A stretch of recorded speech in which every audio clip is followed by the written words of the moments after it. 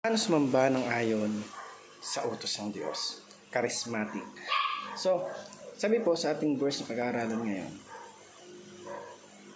Mark 7:6-7. At sinabi niya sa kanila, tama ang pahayag ni Isaias tungkol sa inyo ng mga mapagkunwari ayon sa nasusulat. Ginagalang ako ng bayang ito sa kanilang mga labi, subalit ang kanilang puso ay malayo sa akin. At walang kabuluhan ang pagsamba nila sa akin na itinuturo bilang aral ang mga utos ng mga tao. So, napakaganda ng verse na pag-aaralan natin ngayon. Paano nga ba sumamba ng ayon sa utos ng Diyos? So, sabi ko sa ating unang katuruan, worshiping God involves the intellect. Ibig sabihin, yung ating sarili. Yung pag-worship natin sa Panginoon, it's not all about kung paano lang tayo magpakitang tao sa iba. Pagkos kung paano natin lakaran, kung paano tayo buong puso na ibigay yung sarili natin. Kasi ano naman natin minsan yung iba, kaya lang sumisimba kasi may gustong makita. Yung iba dahil wala lang, gusto lang nila.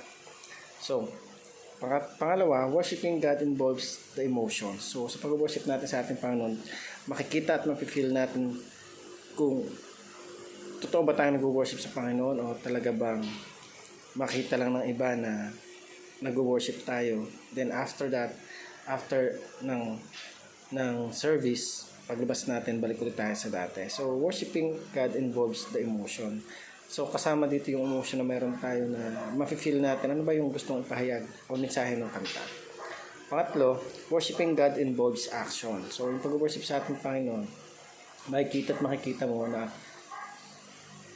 nagmamanifest ito sa atin, na gumagawa tayo ng mga bagay na para sa ikalulugod ng Panginoon at para sa ikatataas ng kanyang dakilang pangalan. Kasi napakahirap na talagang sa pamumuhay natin, sa pag-worship natin sa ating Panginoon, hindi ito nakikita through our action. Sabi nga, ang pananampalataya na walang kalakip na gawa ay patay sa harapan ng ating Panginoon. Then, para naman po sa ating application, sabi dito una, intellect, avoid meaningless ritualistic worship. So, it is ina-avoid nito yung meaningless ritualistic ng worship. So, napakaganda.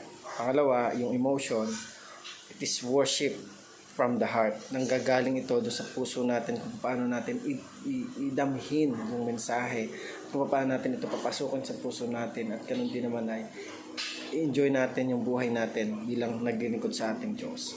Number 3, action. Change your patterns and habits. So magitan to, yung buhay natin, di ba nababago yun? Once na sumunod tayo sa ating Panginoon, mawawala na yung dati nating nakasanayan, bagkos yung pag-worship natin sa ating Panginoon, ito yung papalit natin na magiging ito yung magiging habit natin sa pagsunod natin sa ating Diyos. At tunay nga, pamagitan nitong tatlong to, yung intellect, emotion, action, patuloy natin na talagang lakaran yung nais na ipagawa sa atin ng ating Panginoon. Kung paano na siya ay patuloy na gumagawa sa buhay ng bawat isa, ganun din naman ay patuloy natin na i-honor ang ating Panginoon habang tayo ay nabubuhay. So again, thank you for watching this video. I hope you learn and God bless you.